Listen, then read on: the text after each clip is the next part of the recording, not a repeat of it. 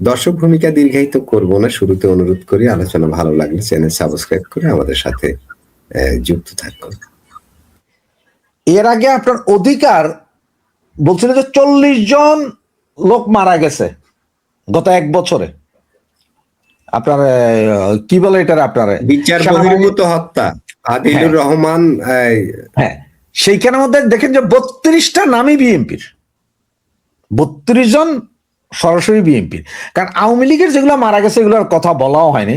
186 জনের মতো আপনার জেলখানায় মারা গেছে, বিভিন্ন জায়গায় মারছে, প্রতিদিনই মরতেছে, ওগুলা না, বিএনপির স্পেশাল। এবং গত 1 সপ্তাহে দেখেন আরো 3 জন মারা গেছে। তার মধ্যে একটা ছেলে চিটং এ গেছিল বাপের জিয়াফতে, সেইখানে তাকে সেনাবাহিনী ধরে নিয়ে যায়, পরে মৃত অবস্থায় তারা পুলিশের কাছে হস্তান্তর করে।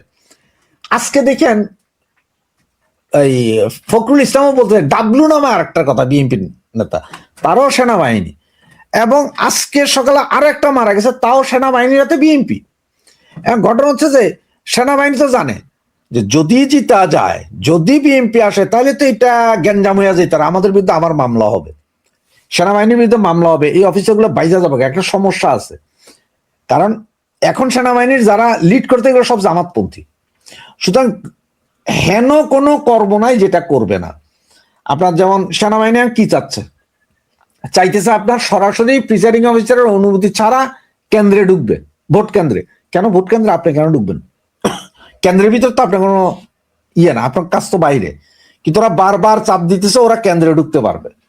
কিছু ভিডিও ভাইরাল এখন, সন্দীপ 3, নোয়াখালী, এরকম মিডিল ইস্ট সহ পৃথিবীর বিভিন্ন দেশে যে পোস্টাল ভোটগুলো আছে এগুলোর নিয়ন্ত্রণ নিয়ে নিছে অলরেডি জামাতের লোকজন।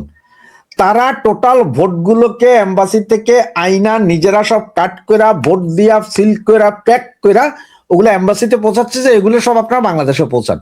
তাহলে প্রতিটাতে 3000 থেকে 4000 ভোট এক একটা দেশে, ক্ষেত্র বিশেষ আরো বেশি, যেমন লন্ডন, তারপরে ফ্রান্স, এগুলো তো আরো বেশি, আমেরিকা আরো বেশি, ইটালি মিটালি ইউরোপে আরো বেশি। একটা জিনিস দেখেন, আপনি একটু খেয়াল করলে দেখবেন মিনিমাম 40 থেকে 50টা আসনের ডিফারেন্স হবে 1 থেকে 3000 ভোটের মাঝখানে। তাহলে এই 3 থেকে 3500, 4000, 5000 ভোট যদি আসন আর যদি শুধুমাত্র জামাতের কাঁধেই যেত, জামাত তো আগেই অলরেডি বেরোই আছে। এরপরে তারা কি করছে, সারা বাংলাদেশে 180টা আসন চিহ্নিত করছে। এই আসনগুলোতে বিএনপি এবং জামাত ফাইট করলে সর্বোচ্চ হয়তো 5 থেকে 10,000 বা 20,000 ভোটের ব্যবধানে হারবে। সেই 180টা আসনে করছে কি তারা অন্য 120 আসনে, যেখানে মানে জামাত খুব অবস্থা খারাপ, যে 1 লাখ 1.5 লাখ ভোটে হারবে, সেইখানে সমস্ত ভোটার না, প্রায় 30 থেকে 40% ভোটারকে ট্রান্সফার করে আনা হয়েছে বিভিন্ন কেন্দ্রে ভোটগুলো। এখন ওই প্রার্থীর ওই লোক আসুক চাই না আসুক সেটা ব্যাপার না, বা জামাতের এরা চলেও আসতে পারে, আগের দিন রাইতে এইসব ভোট কেন্দ্রে দাঁড়া যাওয়া ভোর 5টায়। এইভাবে চলতেছে অবস্থা। তা এই অবস্থা যখন যদি পরিকল্পিত, একটু খোলা চোখে দেখলে সবাই বোঝা যায়। সুতরাং এখন এই নতুন করে তত্ত্বাবধায়ক আনতে হইলে আওয়ামী লীগের সঠিকভাবে দাঁড়াইতে হবে। ইন্টারন্যাশনাল যে প্রেশার আছে এটা আরো বেশি পড়তে হবে, যাতে একটা হই হই রই রই বাজে। যদি ওইটা করতে পারে তাহলে তো নতুন করে আবার তত্ত্বাবধায়ক আসবে, আওয়ামী লীগ হবে। কারণ তাহলে এমন কোন পাগল তো আমি দেখতেছি না ডোনাল্ড ট্রাম্পের মতো, যাইসা ওই যে ভেনিজুয়েলার প্রেসিডেন্টের যেরকম নিয়ে গেছে এরকম নিয়ে যাবে। কারণ ডোনাল্ড ট্রাম্পের আমেরিকারও তো স্বার্থ আছে বাংলাদেশে, কারণ এখানে একটা ঘাটি টাটি হইলে তারপরে চায়না, ইন্ডিয়া সবগুলোর দিকে চোখ রাখা যায়, তো লাভ না। রাশিয়া সবার উপর চোখ রাখা যায়। রাশেদ হায়দার ভাই একজন জেলার ডিসি হচ্ছেন নির্বাচনের রিটার্নিং কর্মকর্তা। গতকাল রাতে দেখলাম, আমি জেলার নাম উল্লেখ করব না, ডিসি মহোদয় তিনি হ্যাঁ ভোটের পক্ষে সোশ্যাল মিডিয়ায় প্রচারণা চালাচ্ছেন। তিনি কিন্তু রিটার্নিং কর্মকর্তা, নির্বাচন কর্মকর্তা। এখন সহকারী রিটার্নিং হচ্ছে ইউনো। এখন ইউনো যদি সেম প্রচার চালায় তাহলে মানে এই ভোটটা আসলে কি হতে যাচ্ছে? এই যে হানা ভোটের বিষয়টা, সরকার নিজেই যদি হ্যাঁ ভোটের পক্ষে প্রচারণা চালায়, এদিকে প্রধান উপদেষ্টা স্বয়ং সেটা তো আপনাকে তার প্রথমেই বললাম verified যে page। সরকার নিজেই হ্যাঁ ভোটের পক্ষে প্রচার চালাইতেছে, সরকার নিজে। যেটা এনসিপি কইতেছে হ্যাঁ ভোট দাও, কিন্তু এনসিপি এই জুলাই সনদে স্বাক্ষরই করে নাই। এখন এদের তো হচ্ছে যে হ্যাঁ ভোটে জিতেইতে হবে, হ্যাঁ ভোট জিতে দেবে, এটা নিয়ে সরকার কাজ করছে। কেন এই সরকার কাজ করবে? ওনাদের কামটা কি? ডিসি এসপি ওনারা তো নিরপেক্ষ থাকার কথা, এখানে তো ওনারা কথা বলা, এটা রাজনৈতিক বিষয়, রাজনৈতিক দলগুলোই বলবে হ্যাঁ না না। এই 17 জন সরকারের যে 17 জন ডিসি, এরা কি জনপ্রতিনিধি নাকি? এরা কি মাস পিপলের ভোটে নির্বাচিত ডিসি নাকি এরা? না না, তিনি তো নির্বাচনের দায়িত্বে আছেন, দায়িত্বে না থাকলে তিনি বলুক, যেখানে জনগণ সরকার হিসেবে বলুক। করতেছে, যেখানে সরকারই কইতেছে হ্যাঁ ভোট দেন হ্যাঁ ভোট দেন, সেখানে ডিসিএসপি গুলো তো এদের চাকর। যেখানে আপনার সিস্টেম সিস্টেম বলতেছে যে হ্যাঁ ভোট দিতে হবে, সেখানে ডিসিএসপি রা কি? তো এই হ্যাঁ ভোট দেওয়ার পেছনে এত উৎসাহ উদ্দীপনা, হ্যাঁ ভোট তো চাইতেছে একমাত্র জামাত ইসলাম আর এনসিপি। আপনারা তো প্রথম থেকে ওইটাই বুঝাইতেছি যে ওরা এমন ভাবে লাগছে যে ক্ষমতায় জামাতরে আনবে, জামাত এনসিপি আনবে। আর নিয়ে এবার কারণ সেনাবাহিনী চাইতেছে ওইটা, সেনাবাহিনীর অনেক কর্মকর্তাও বৈঠক করতেছে। এবং আপনার সম্ভবত গতকালকে সাবেক সেনা কর্মকর্তাদেরকে নিয়ে একটা বৈঠক করছেন জামাত ইসলাম, বিশাল বৈঠক। আর বর্তমান সেনা কর্মকর্তারাও আছে নাকি ওখানে, কিন্তু ওদের নাম উল্লেখ করে নেই। নর্মাল বিষয় না? আপনি এইটাই দেখেন যে এইগুলা কেমনে হইতেছে। যেই দল যুদ্ধাপরাধী, একটা দল যুদ্ধাপরাধ করছে, যেই দল মৌলবাদী দল যেটা, সেই দলকে প্রোভাইড করতে হয় সরাসরি আমাদের সেনাবাহিনী এবং প্রশাসন এবং সরকার। তত্ত্বাবধায়ক সরকার ছাড়া সুষ্ঠু নির্বাচন সম্ভব না, নিরপেক্ষ সরকার ছাড়া। এটা উনি আগেও বলছে, এখনো বলছে। কিন্তু এখানে একটা কথা বলছে উনি বলতেছে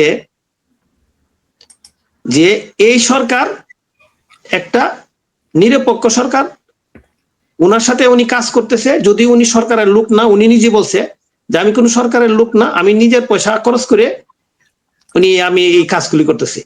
তো উনি যে কত বড় দাতা হাতেম তাই আমরা জানি না, উনি নিজের টাকা খরচ করে নাকি এই নির্বাচনের কাজগুলি করে দিচ্ছে, উনি নিজে বলছে। আর এই সরকার হলো নিরপেক্ষ, উনি কোনো কেউর পক্ষে না। এখন এই দেশের জনগণ কি তাই বিবেচনা করে কিনা যে এটা আসলে উনি কোনো দলের পক্ষে না? আমরা তো স্পষ্ট দেখতেছি যে উনি একটা দলের ডাইরেক্ট পক্ষে কথা বলতেছে, আর একটা দলের কাজই করতেছে। কি বলতেছে? যেমন আপনার উনি বললো যে এই যে আজকেই বলছে যে এনসিপির ছেলেরা, নাম বলে নাই, যে তরুণ নেতৃত্ব যারা আছে আশা করি এরা পাশ করে এসে এরা মন্ত্রীও হবে। এটা কি বলতে পারে নিরপেক্ষ তত্ত্বাবধায়ক? এই তো বলবে আমরা বয়স অনুযায়ী যে তত্ত্বাবধায়ক সরকারগুলি আসছে, সেই ধরনের এদের কথা কি আসছে কোনোদিন? বদিউল আলম সাহেব কি মানে ইয়া করতে চাইতেছে কি যে এটা হলো নিরপেক্ষ তত্ত্বাবধায়ক সরকার, উনি এটা প্রতিষ্ঠিত করতে চাইতেছে। কারণ যেহেতু এখন সারা বাংলাদেশে সবাই জানে যে এই সরকার নিরপেক্ষ না, কিন্তু এখন উনি বহু এটাকে বছর পর প্রতিষ্ঠিত ডক্টর বদিউল আলমের নিরপেক্ষ ধারণাটা আমরা জানতে পারলাম নাকি? রাইট রাইট, হ্যাঁ, মানে এটা এই সরকারকে উনি প্রতিষ্ঠিত আবার করতে উনি চাইতেছে যে এটা সুশাসনের জন্য নাগরিক এরকম একটা এনজিও চালায়, বিদেশ থেকে কোটি কোটি টাকা নিয়ে হ্যাঁ, এখানে।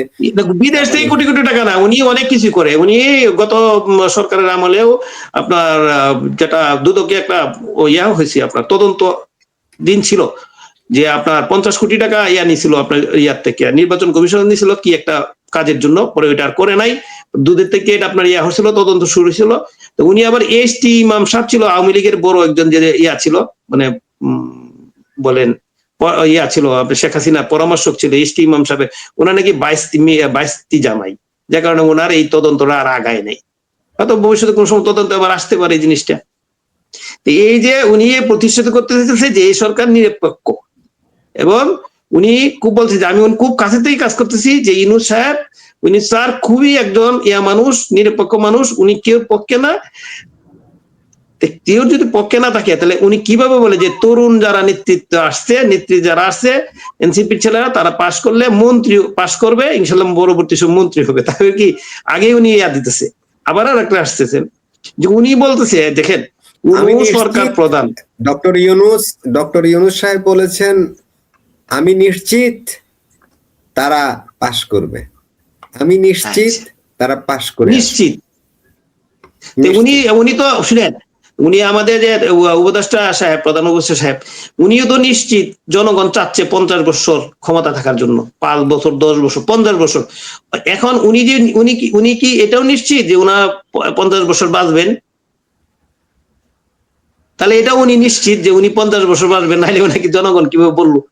আর উনি কোথা থেকে পাইছে যে উনি নিশ্চিত জনগণ ওনাকে বলতে স্যার 50 বছর থাকার জন্য? জনগণ বলতে কি এই যে এনসিপি কয়েকজন ছেলে পেলে এরাই, জামাতের কয়েকজন নেতা এরাই জনগণ, আর এই দেশে জনগণ নাই। এই যে জিনিসগুলি, বদিউল আলম সাহেবের যে কথাটা আপনারা তো একভাবে করছেন, উনি অন্য থিওরিতে কাজ করতেছে। এখানে উনি এখন বলতে চাচ্ছে যে এইটাই নিরপেক্ষ তত্ত্বাবধায়ক সরকার এবং সর্বোচ্চ এবং ভালো তত্ত্বাবধায়ক সরকার, এটা উনি প্রতিষ্ঠা, মানে বাইরেটা আমি শুনছি ওনার বক্তব্যটা।